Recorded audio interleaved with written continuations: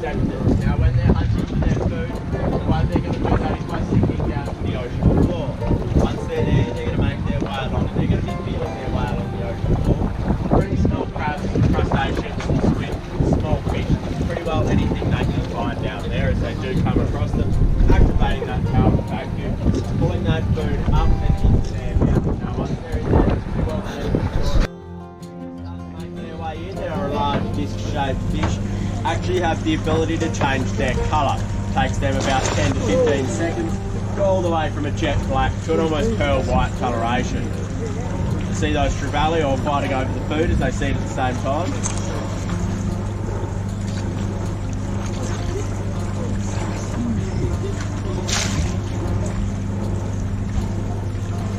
That batfish is gently making its way along the surface there. What's he called, mate? Batfish. Ever recorded, measured at 3.2, once again aggro a little over 3 metres long.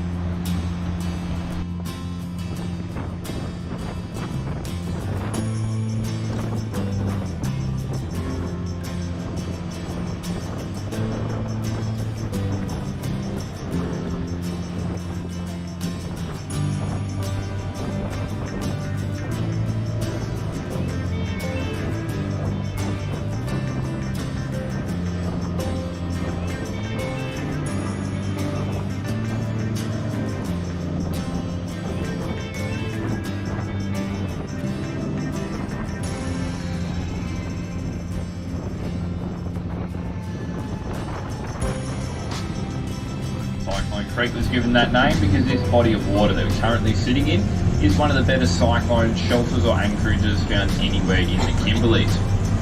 Now in the past was extensively used by the pearlers of Talbot Bay to seek shelter during the wet seasons. However, nowadays a lot of pearling operations all but finished in Talbot Bay. It's just ourselves who use this as a cyclone shelter. So this is where we'll bring our houseboats and our pontoons and store them for the few months of the year when we're not operating during the wet season. And they'll sit exactly where this houseboat is alongside us. This is part of our operation and it's where we run our 24-hour stays from. Guests are on board for a little bit longer with this tour, so they've got their own houseboat and pontoon structure up here in Cyclone Creek.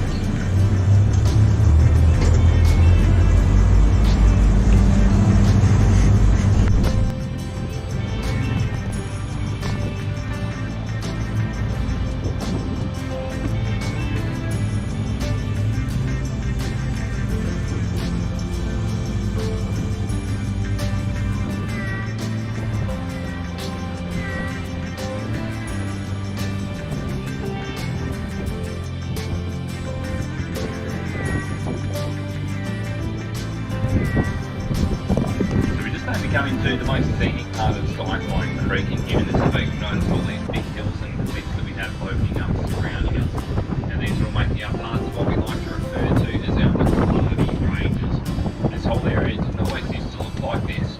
Now the most part used to be pretty flat, low-lying sedimentary rock. And the reason it all looks like this today is because we had a series of tectonic shifts occur down the Earth's crust. Now the Kimberley Basin collided into the northern half of Australia. A very slow and gradual process, that collision caused the layers on the surface to buckle and fold upwards. Now the buckling and the folding is what's created the hills and cliffs we can see surrounding us today, most of which being mainly made up of different kinds of sandstones, and the main variety being the Pentecost sandstone, which makes up a lot of that whitey coloration we can see running through the rocks. Now the orangey colour, that comes from iron oxidising within the rock.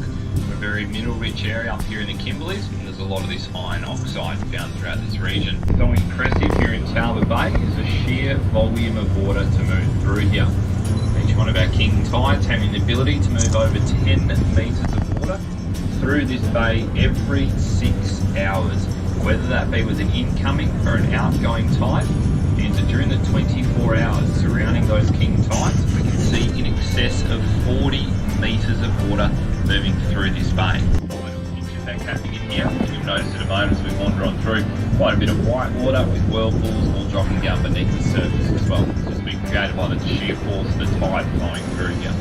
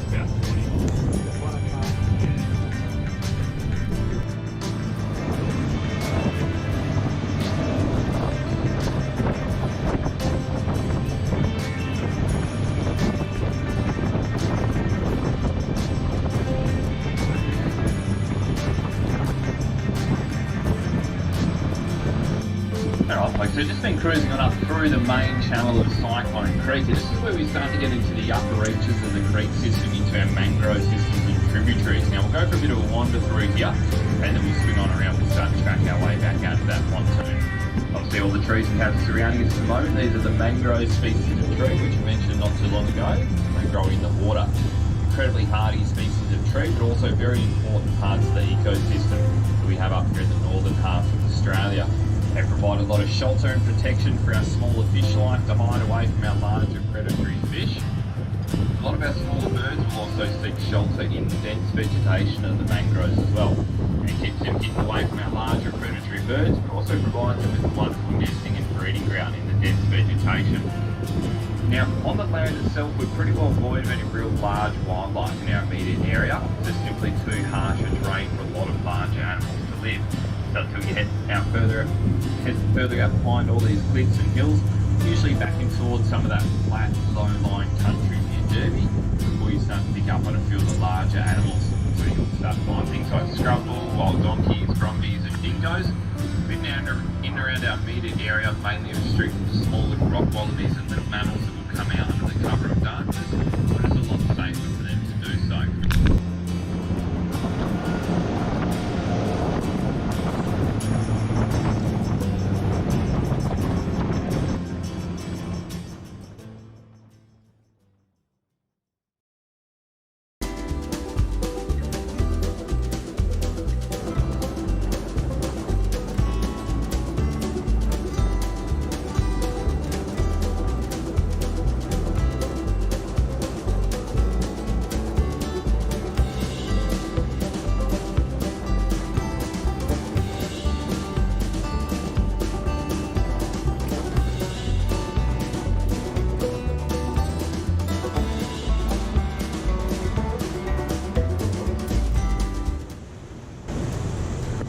So here we are, we're just coming up now to the first gap in the ridgeline to make up one of the horizontal balls, which is what we like to refer to as the wide gap. Now, so here measures approximately 20 metres across, so underneath we're looking at a depth running through here down to 40 metres. What's happening at the moment is the incoming tide coming into Talbot Bay is building up faster on this side of the gap than what the water can flow through there to fill up the next bay over. As the water runs from one bay into the other, that's where the horizontal waterfall effect comes from. Now the biggest difference we'll have ever seen here can exceed a 2 metre drop, which will only occur during those king tides we get a few times a year. Coming out here in a pretty big tide today, and at the moment as we near up towards the high tide, we're looking at the best part of a drop of up to 1.5 metres between the two bays. Now we're going to start off with a few photo opportunities in this one here today, and after a few photos we'll get a couple of laps running back and forth before we head across to check out the second gap. And so we'll run you through a little bit more about how they're actually working. Now we'll make sure we have everyone remaining seated at all times on board the boat. And it's also a good idea to make sure we hold up when we make our way through. And if you need the boat to stop at any stage, raise your hand and make a fist so we get the boat to slow down and stop. And first of all, we'll get a few photos once we have boats heading through this one here. Start off the right hand side of the boat and then the left hand side.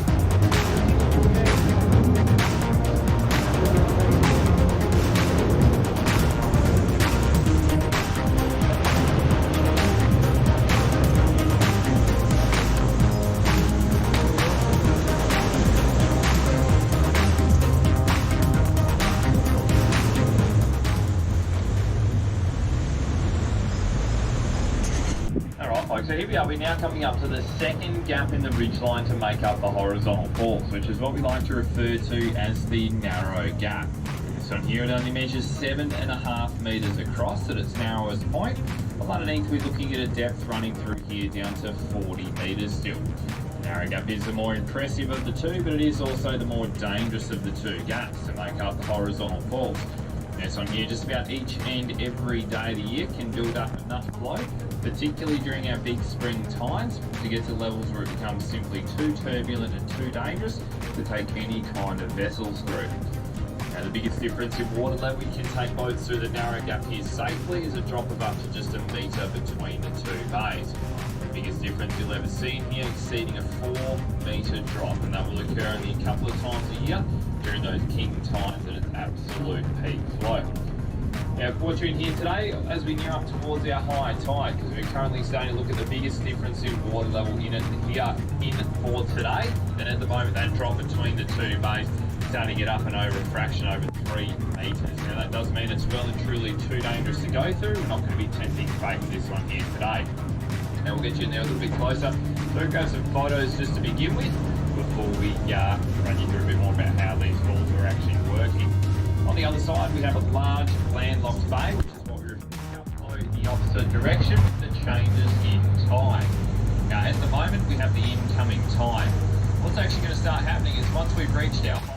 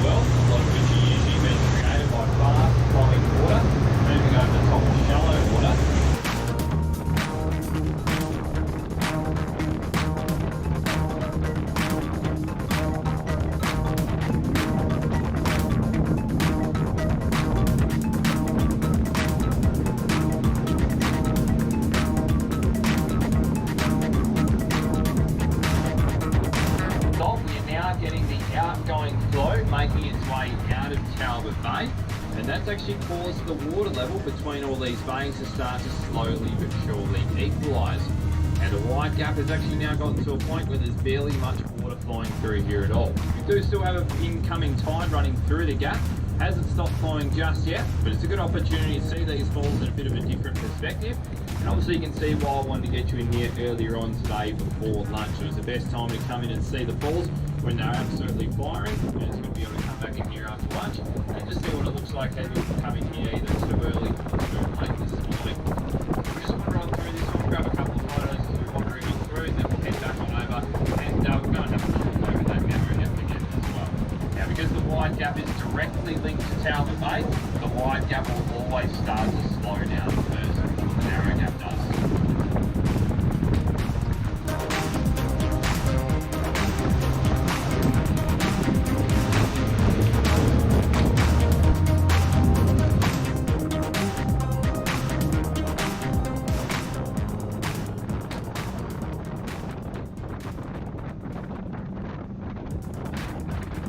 What's actually happening is with that change in tide, pretty much for every minute that we sit in here, that difference in water level is getting smaller and smaller, and it will continue to do so for about the next sort of 40 or so minutes until we actually reach that change in tide in at the inland sea, or the narrow gap here.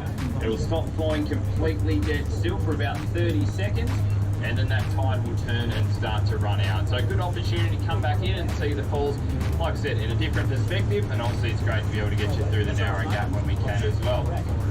Now, we'll get you in there a little bit closer in a moment, so we'll grab some photos of this one, and we'll be able to finish off with a couple more laps as well. Which are boiling up, and those whirlpools that are still dropping down beneath the surface in there as well.